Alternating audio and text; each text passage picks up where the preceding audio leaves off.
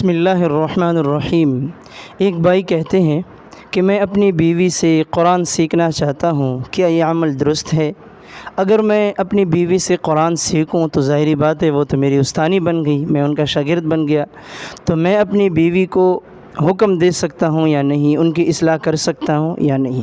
میرے بھائی، سب سے پہلے تو بات یہ ہے کہ اگر قریب کوئی مدرسہ ہے، کوئی مسجد ہے، کوئی قاری صاحب ہے تو آپ وہاں جائیے، وہاں سے قرآن سیکھیں۔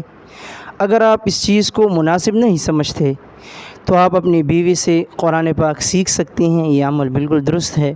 دوسری بات یہ ہے کہ آپ اپنی بیوی کے شاگرد بن گئے، ایسی بات بالکل نہیں ہے۔ میاں بیوی میں قطعاً یہ چیز نہیں ہے، اور بیویوں کو، بہنوں کو، ہماری بہنوں کو بھی چاہیے کہ وہ خوش نہ رہیں اس چیز میں۔ آپ کا جو شوہر ہے وہ کبھی آپ کا شاگرد نہیں بن سکتا، آپ کو وہ حکم بھی دے گا، آپ کو آپ کی اصلاح بھی کر سکے گا، ایسی بات نہیں ہے اس میں۔ میاں بیوی کے درمیان جو رشتہ ہے وہ شاگرد اور استاد کا نہیں بن سکتا۔ شاگرد شاگرد ہوتا ہے، میاں میاں ہوتا ہے، بیوی بیوی ہوتی ہے، ٹھیک ہے؟ یہاں اپنی بیوی کو اپنا جو شوہر ہے وہ حکم بھی دے سکتا ہے، وہ ان کی اصلاح بھی کر سکتا ہے، اس میں ایسی کوئی ممانعت نہیں ہے۔